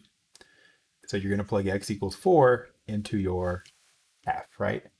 So f of, we're going to put in the 4 for x, and the y, we're just going to leave y. So where's the f again? Let's still it again. I lost it. Okay, put it right here. So you're going to be putting 4 in for x and just leave the y. All right, so 4 squared minus 2 times 4 times y plus 4 times y squared minus 4 times x, which is 4, minus 2 times y, which is y, plus 24.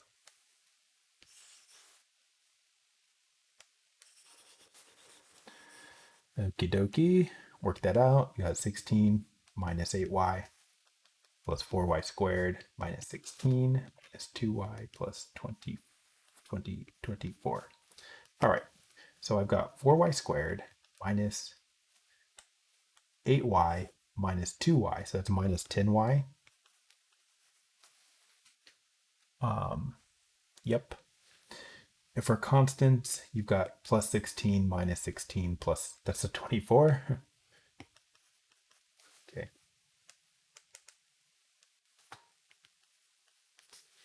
Okay. And now you need to find the maximum of that on maximum and minimum of that. Or rather just find critical points and stuff on there. Yeah. So find critical points and plug them back in. So we're going to find the derivative. I'll call that f of y.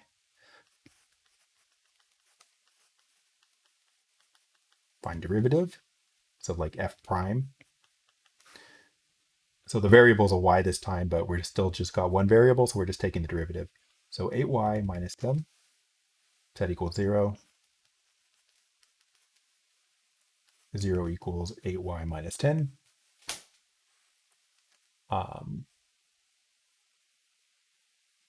Okay, so move the 10 over, divide by 8, you get 5 over 4. Okay, so you get 5 over 4, that's your critical point. Once you have a critical point, you plug it back into your function. So we need f of 5/4, and that's f listed this way with just the y. So that's 5 over 4 squared minus 10 5 over 4 plus 24. You work that out. I'm going to cheat, get it from the computer. It is 17.75. Okay. All right. Now we have that point. Come back up here. We can list it. That was the y value, right? So so make sure you realize that. So like in terms of x, y, the y value there was 5 over 4, right? What was the x value? The x value was back up here, right? We plugged in 4 for x a long time ago. So like, don't forget that. So 4 5/4. 4 5/4. So f of 4 comma 5/4 was what we just came up with, 17.75. Okay, now we got to move on to L3 and then L4. What's L3? L3 is the top one. So on L3, the y is 2, and the x goes between 0 and 4.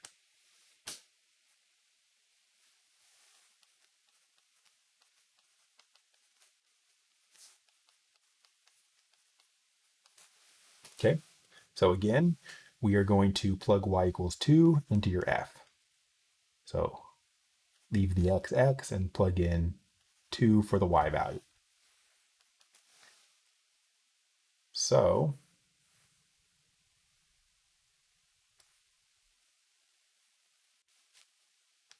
again, still this function.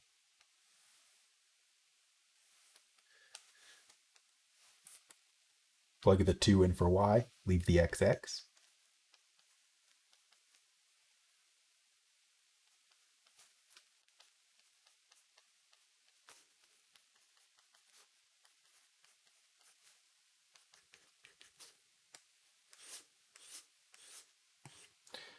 work this out. We got x squared minus 4x plus 16 minus 4x minus 4 plus 24 x squared minus 8x. Um, 1 second here.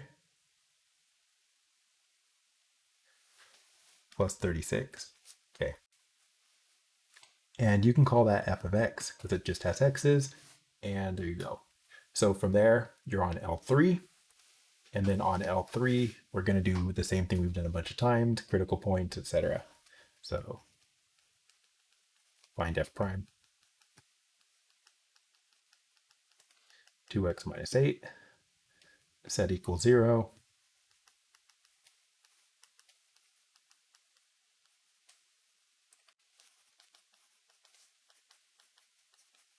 Find x equals 4.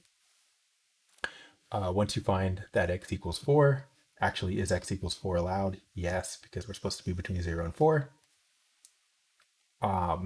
We can now evaluate that in the function. So f of 4 is going to be using this version of the function, 4 squared minus 8 times 4 plus 36. So 16 minus 32 plus 36. So that's 20 again. All right. And also, remember, so this was x equals 4, right? What was the y value?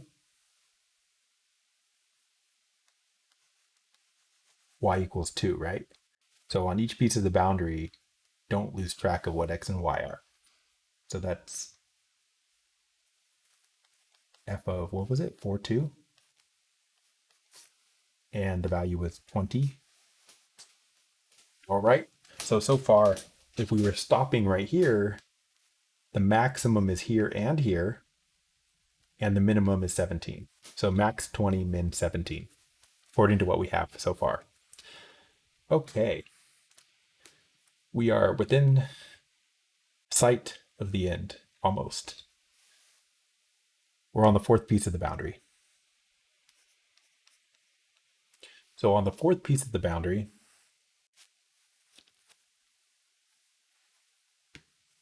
the x value is 0, and the y value goes between 0 and 2.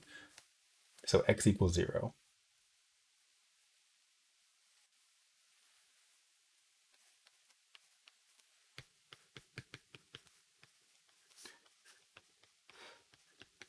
Okay, and just like all the previous times, we need to plug that into our function, which is blue.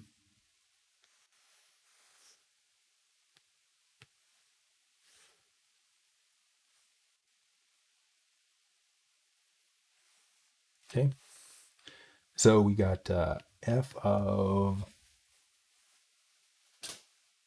wait, what did I write? X equals 4. That's wrong, right? I don't know why I wrote that. Right, L4, x equals 0. Okay, so you put that in, x equals 0, we're going to have 0y,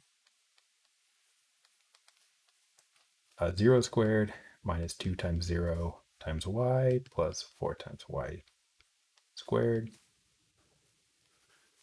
minus 4 times 0 minus 2 times y plus 24.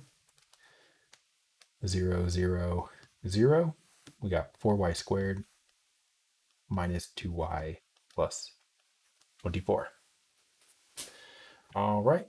Now, like before, we're going to do derivative.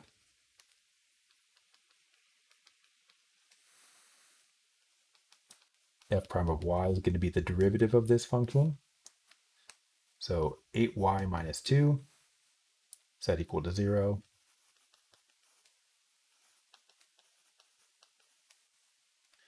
2 equals 8y. Y equals 4. Is that correct? Hold on. Oh, yes, it is incorrect. 2 over 8, 1/4. Okay. And then once you have that, plug it in. So f of 1/4 is going back up to f. 4 1/4 squared minus 2 1/4 plus 24. My brain is broken, so I'm going to look that up. That's going to give you 23.75.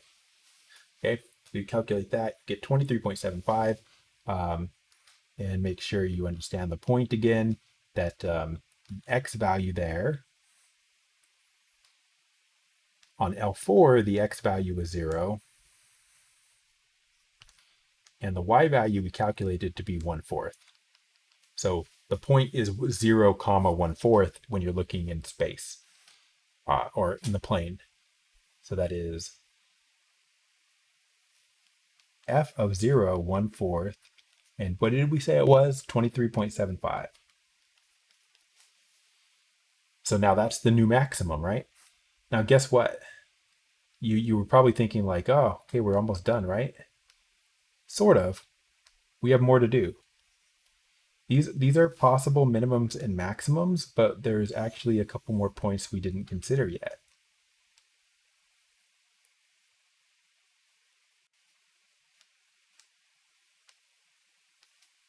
Okay. So we considered so far. I need to write. Let me write a little note to ourselves. So far, we considered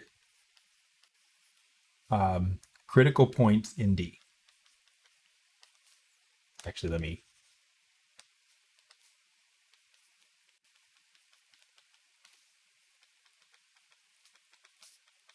And that was just that one critical point, right? What was it? It was 3, 1.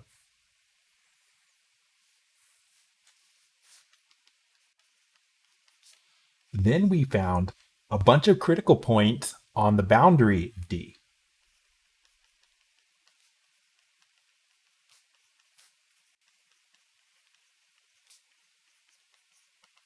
And there were a bunch, right? They were all those ones that we found. Normally, there's not so many, but let me just Stillingham. So we found 2, 0, 4, 5/4, 4, 2, and 0, 1/4. Okay. Now, what we still have left to do that we have not considered is that actually your minimums and maximums could be when we looked on L3, we were looking on L3, but we didn't look at the corner of L3 and the other corner of L3. Those weren't like critical points or something, so we didn't look at them. But actually, what we have to do is every single corner of the domain we also have to consider. So there's actually 4 more points that we have to put on our list before we can be done with this one problem here. Okay.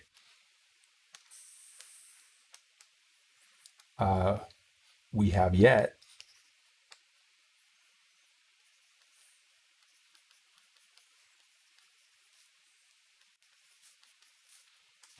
evaluate f at each corner of the boundary, right? So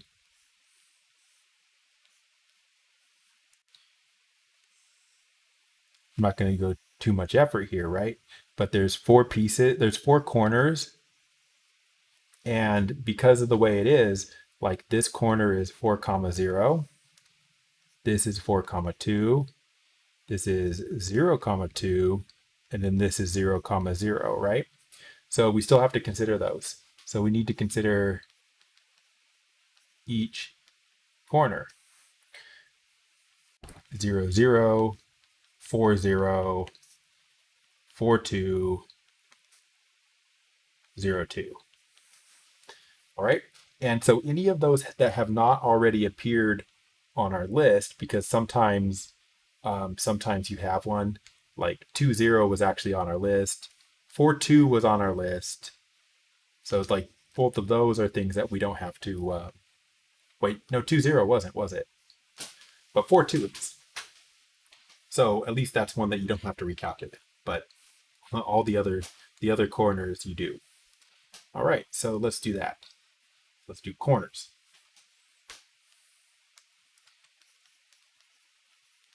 Plugged into F.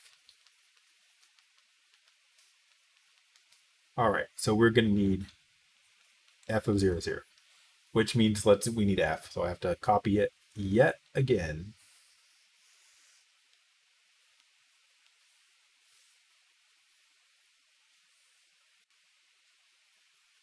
Okay, let's just put it here.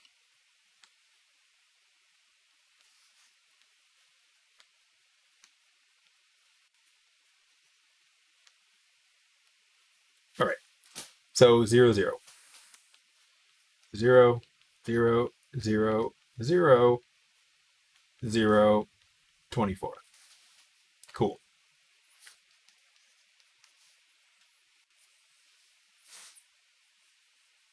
That goes on the list.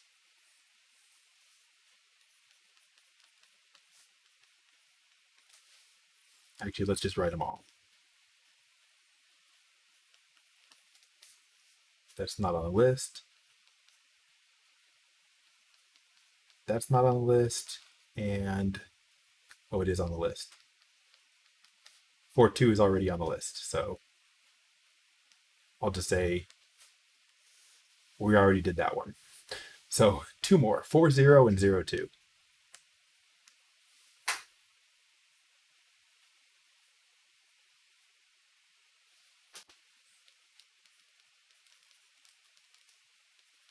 So we're just plugging them into the function.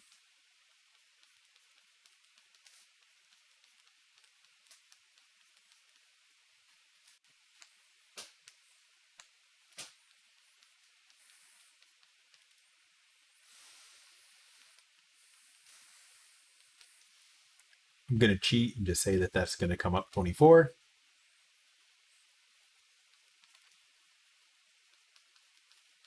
We already did that one, right? 4-2 was the one already on our list. Forgot. Yeah, it was. I mean, you can calculate it again. It doesn't hurt, but.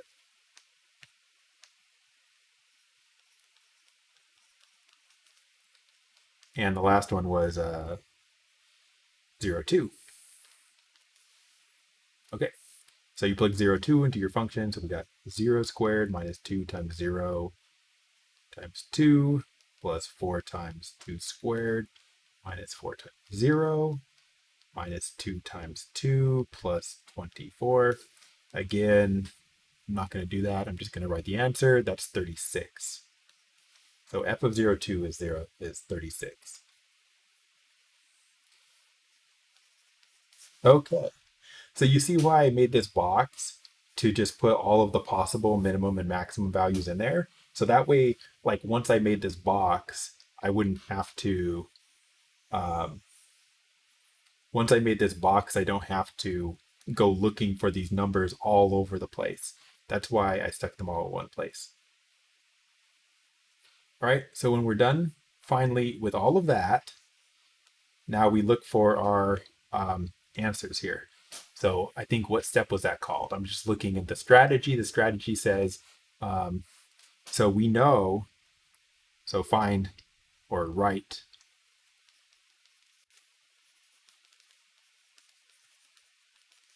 Okay, so the key there is that they're guaranteed to be on our list if you did all this.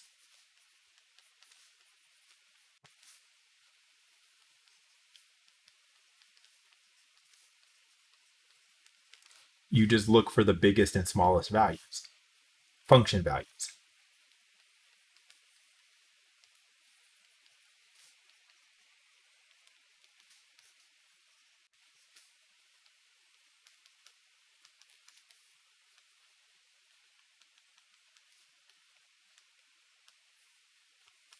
Okay, so looking at this list here, you say, what is the smallest value on the list? Oh, also, what's f of 4, 0? 24. Okay, so what's the smallest value on the list? This one, right? 17 is the smallest one on the list. And what's the biggest one on the list? Function values. So the biggest function value that's on the list is 36. Okay.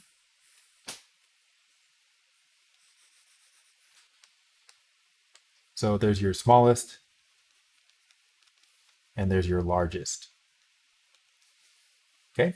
So then what you can do is you interpret your results just this way. You say f of xy as a absolute max of 36 at 0, 2.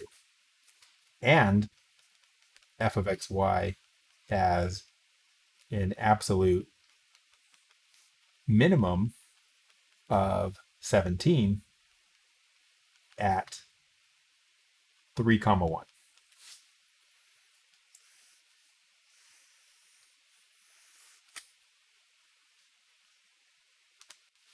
All right.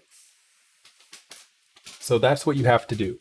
Now, I am going to solve more of these, but I am going to solve more of these in a different video because this is already over 2 hours. Okay. So that's it for now. Are these super long? Yes, they are. You don't like it when there's 4 pieces to the boundary, right? 4 pieces to the boundary is bad. You would rather have like a circle or something because a circle is only one edge. So a lot less work. Okay. Well, anyway, we will see that next time. And for now, I'm done. Yep, that's it. Talk to you next time.